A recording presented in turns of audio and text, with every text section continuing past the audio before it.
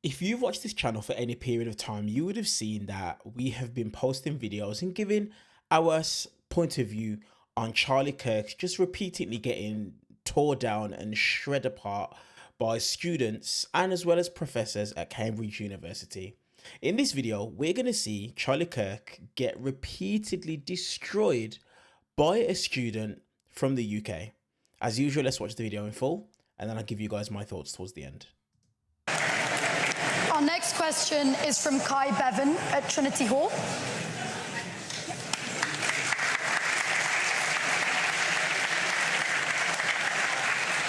Right, so thank you for coming, Charlie. My question to you, I'm a medical student, and so I'm going to throw out the big A word. I know you get asked about it a lot, but I want to hear from you what your opinion is on abortion. Life begins at conception. But about abortion specifically, why do you think abortion's wrong specifically? Well, you agree murder is wrong? I agree. Okay, so this is where we get to the question, right? Because what is it about murder you say is wrong? Like, why is murder wrong? Well, because it's a human being, not just because it has consciousness or because it's of a certain age, because it's a human. Well, what is it that gives human being this moral worth? Not its consciousness necessarily. I didn't say it's consciousness. I know that. I can imagine it's because it is a human being, because that has a soul. And what is this soul? Where does this come from? This idea that it's... Exactly. Again, the Greeks postulated that it is the entirety of your being. Okay, you guys can laugh. it's true. Every civilization has had a different belief, but agreed upon ethical monotheism, which is the creed of the West and what the birth certificate of my country articulates, is that every human being is more than just matter, it's more than just a clump of cells, but it also has an invisible element to you that will live beyond you. Fine, so, can you say that comes from the Bible, or where else do you get that from? Ethical monotheism, which is the creed of the West. And again, the Declaration of Independence mentions God 4 times. The founders were explicitly believed, not in a secular morality, but a divinely given one, of at least this idea that there is a God and you are not him. And let me ask you, what is the first stage of human development? So the first, this is the thing, right? We can take it from the sperm being generated in the father and the oocyte being generated in the mother, right? They fuse at birth, conception, sorry. The only thing that happens at conception is these 2 cells fuse. Right? No, DNA is created. A zygote. DNA is not created. A DNA, no, that's not true. The DNA, DNA coding at the zygote. Hold on, time out. I'll let you finish. Does a zygote have a unique marker?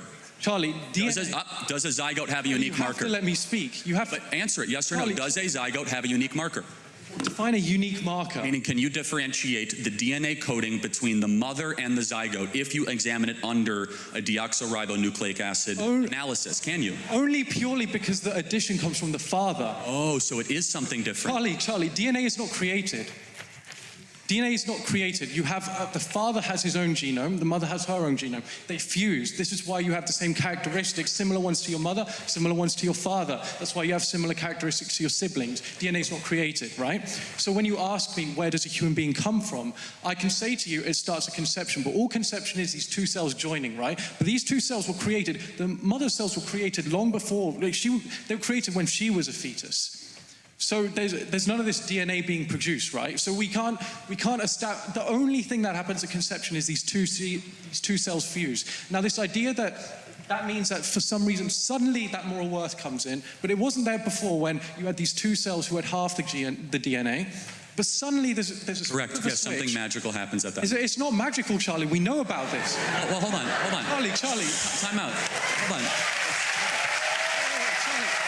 I promise you, I'm not trying to score points. I'm not trying to score points on you. This is genuine. We call it the miracle of life for a reason. We've not been able to yet replicate human life development outside of the womb. We call it the miracle of life because, yes, it's something beautiful, the ability to form a new... Magical, is it? It's not... You say magical as in, it's beautiful, it's an incredible thing that happens, of course. But it's not incredible in the sense we don't know what's going on. There's no new DNA coming out of nowhere. Hold on, but time out. Isn't there a separate DNA, though, than the mother?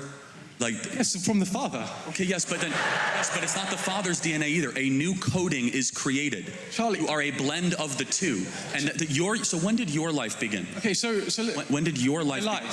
I mean, again, this comes from what you define as where life starts. You can say life starts at conception, but I'm telling you, I believe that's just an arbitrary point, right? That's just the moment these two cells fuse. Now, you say about this mother thing. So the way DNA is arranged in a cell is it's arranged in chromosomes. Chromosomes are paired up, so you have one from the mother, one from the father, typically, in a healthy individual, right? Now, you can take those maternal chromosomes out, and you can find that this is who the person's mother is, and you can do the same with the father. Now, the reason you are different to your mother and father is because some of those chromosomes express genes that are different from each other, and so those genes interact, and that's what gives rise to you, right? But there's no space for any kind of moral framework to come into that until you consider that a human being is capable of consciousness and of suffering. But if you take that out of the equation, the fact that these two DNA, whatever they call molecules, right? These two DNA molecules are fusing, that does not suddenly flip a switch that attributes moral worth to that individual.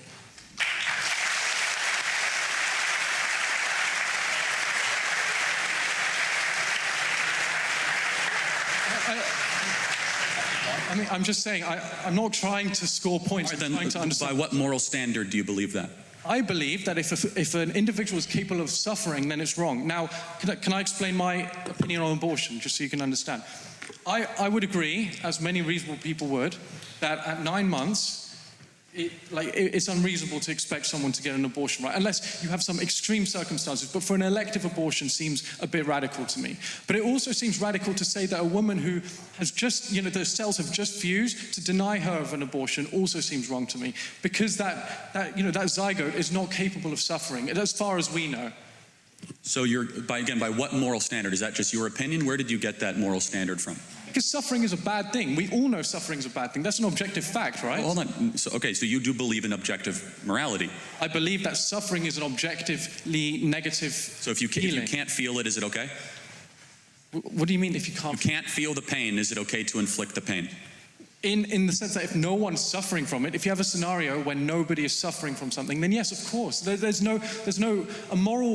Something is only a moral question if it affects someone's well-being. So let me just make sure I understand this correctly. That if it doesn't affect their well-being, so dementia patients that don't know who they are or where they're from, can we execute dementia patients because they're confused about their well-being? Can you imagine a scenario? Or Alzheimer's patients. Charlie, Alzheimer's patients don't really know much about anything. Can we schedule them for execution because they can't technically suffer?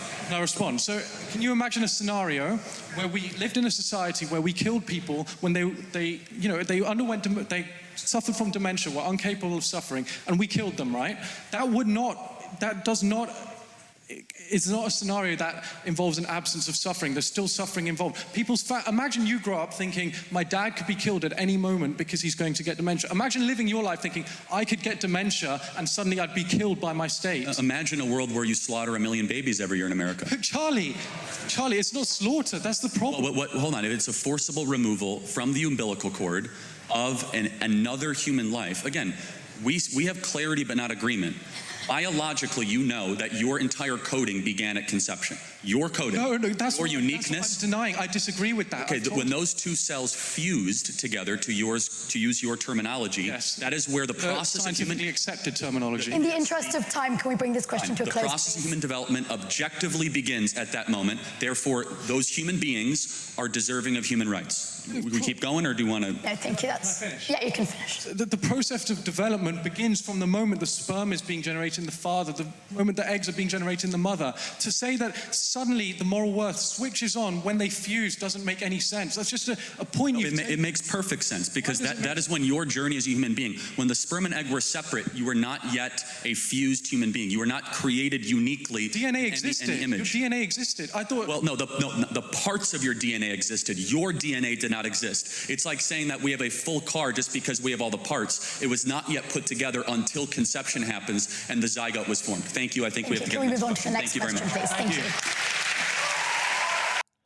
So as you guys saw in that video, look, it was quite self-explanatory, and we saw for ourselves Charlie Kirk repeatedly was humiliated by this medical student, and the crowd were backing up what it is that he was saying because they were giving him rounds of applause, and also on top of that, they're also laughing at Charlie's ridiculous and stupid remarks. And this is the thing, Charlie Kirk knows that he just got his ass handed to him because he was so quick to look at the host and say, I think that's enough, and move this guy on, because of the fact that he knows that he was getting owned in that video. As usual, I want to know your guys' thoughts in the comment section down below. Charlie Kirk repeatedly gets destroyed by a medical student from the UK. Let me know your guys' thoughts down below in the comment section. And while you guys are down there, do me a massive favor, hit that subscribe button and also turn on the bell notification so that you get notified every single time we upload a brand new video. Also, while you're down there, do me a massive favor and hit the thumbs up button purely for the YouTube algorithm. Let's get this video in front of as many people as possible.